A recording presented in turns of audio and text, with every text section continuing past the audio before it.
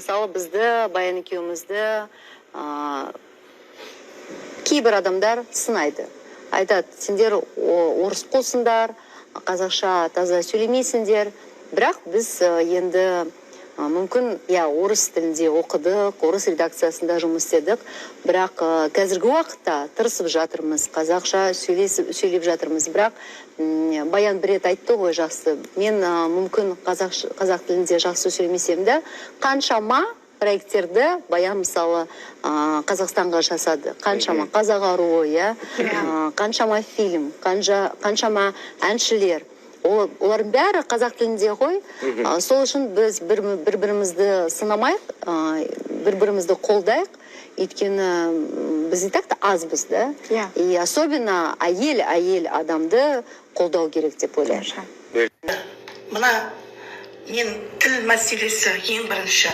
Мына үй берді деп, 100-150 үй берді деп, байларды құтыртудың қажеті жоқ. Итке лақтырған, етін өсіп, сүйегін лақтырған мен бірде қылып беріп, қазақша сөйлемей, бізді мазақ етпесін олай. Димаштан үлгі алсын ол екі әйел, ақылы жоқ болса. Анасының адал сүтін емген, әкесінің тектілігін алған Димаш Ботам көпке үлгі.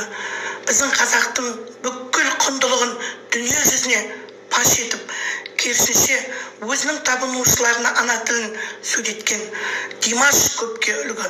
Бұл екі әйел ешқандай ұлтқа ондай тиіп кетер пайдасы жоқ. Қажетсіз еңбектерін бұлданып, ана тілімізді жерге таптауға ешқандай мүмкіншілік жоқ. Мені қолдағандарға рахмет айтам.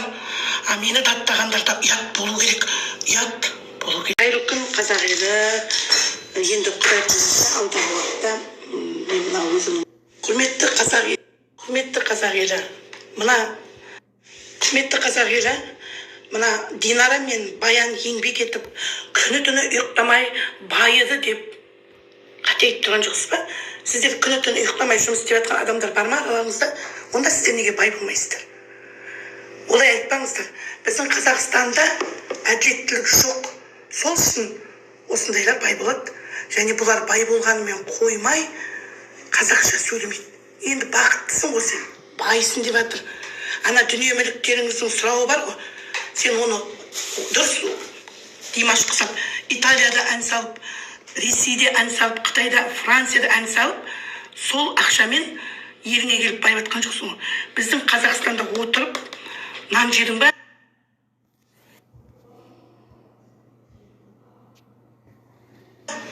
Ең болмаса самал ұяттарыңыз болса қазақша үйреніңіз. Орысша мектеп бітірді дегеннің бәрі жалған. Жақын күндер біз Баян сені көргенбіз, ағылшынша үйреніп алдың деп мақтанып сөйлегенде. Сен де ана тілін сол кезде үйреніп алып мақтанбадың бізге. Сөйле. Құрметті қазақ елі, біздің елімізде халықтың жағдайы күннен күнге нашарлап жатыр. Өздеріңіз көріп отырсыздар. Қазір кредиттерін төлей алмай, қаншама адамдар алтын бұйымдарын ломбардқа тапсырып, істеген кіші бизнестер қазір тоқтау үстінде тұр. Бұның бәрі жақсылықтың нышаны емес. Қолдарына ақша тиген байлар құтырып, мына Қытай елінде үлкен бір заң қабылданды.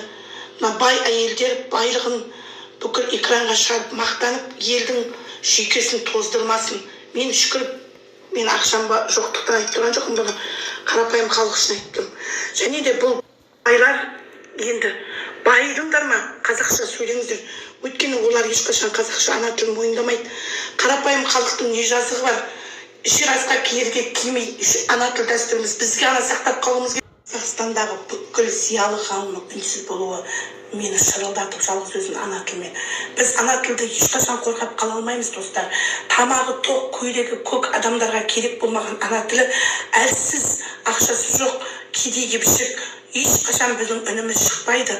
Сонда қазақ тіліне нүкте қойылатын күн болған ба, осы тоқтайтын күн міне бүгін ба сонда, бүгін ертең ба сонда. Менің аузымды шапқаннан кейін осыны кім көтереді екен? Кім жүрегі шыдап байларға қарсы шығып көтереді екен? Әлі бұл екеуі бір ұятта болса, тікелей эфирлеріне шығып, халықтан хотя бы мені даттасын, кешірім сұрап қазақша сөйлеу керек қой.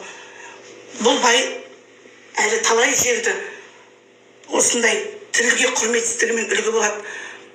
балық, құрметті қазақ елі, мына байлар ерегіскенде мына Динара мен Сәтжан бүкіл халыққа жаңағы үй бердік деп басымызды жарды ғой, өзім жұмысшыларына берген мына баяндар.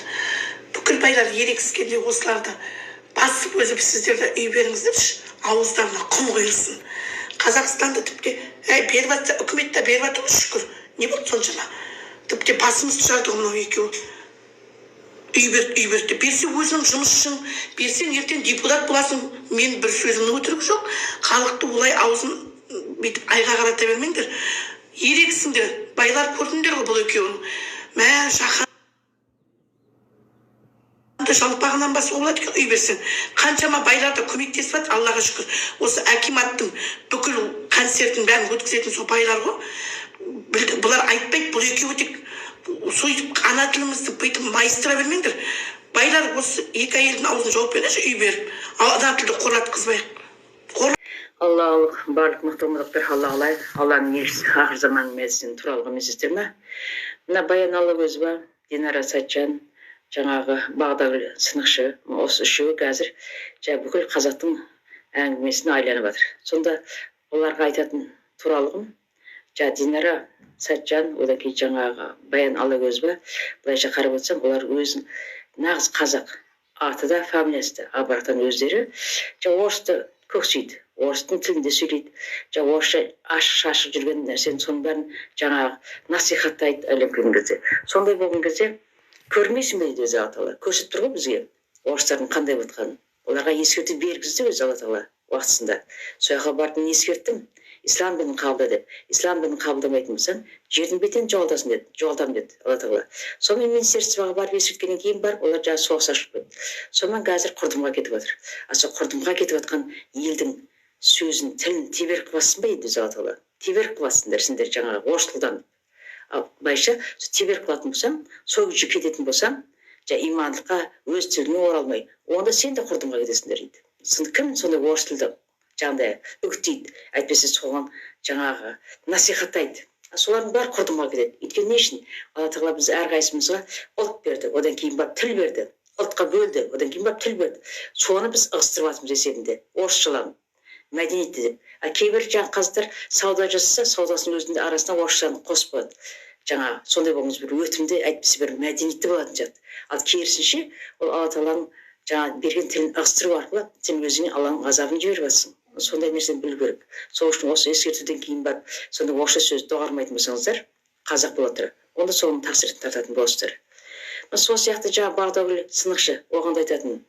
Ол жаңағы әруақ қолдады, әруақ етеді, әруақ бетеді дейді. Әруақ еш уақыт адамды қолдамайды. Әруақ қайта бізге мұқтаж. Біз оның артын садақа жіберуіміз керек. Құран бағыштауымыз керек. Сондай болмыз, Құран хатым түсіруіміз керек. Соларға мұқтаж олар. Ал әруақ бізге еш нәрсені бермейді. Ортада жаңағы әруақ деп әруақтың атымен сөйлеп жүргендер, олар шайтан. Әуелсіз сондай. Құранда соны жазып болған. Анғам сүресінде. Арасында сендер баста жаратқанындай дейді. Баста бізді бір оқып жаратты ма? Сол сияқты жалғыз маған келдіңдер дейді. Менің алдыма келіп тұрсыңдар дейді. Сендерге берген нәрселерді арт жақтарына тастадыңдар.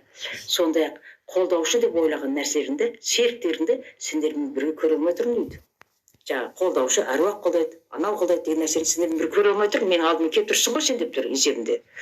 Әрине араларындағы байланыс үзілді. Ол ойлаған нәрселерің сендерден жым-жылас болды дейді. Ал әруақ деген нәрселерің сендерден жым-жылас болды. Міне дейді. Соның бәрін айтып тұр. Сол үшін Құранды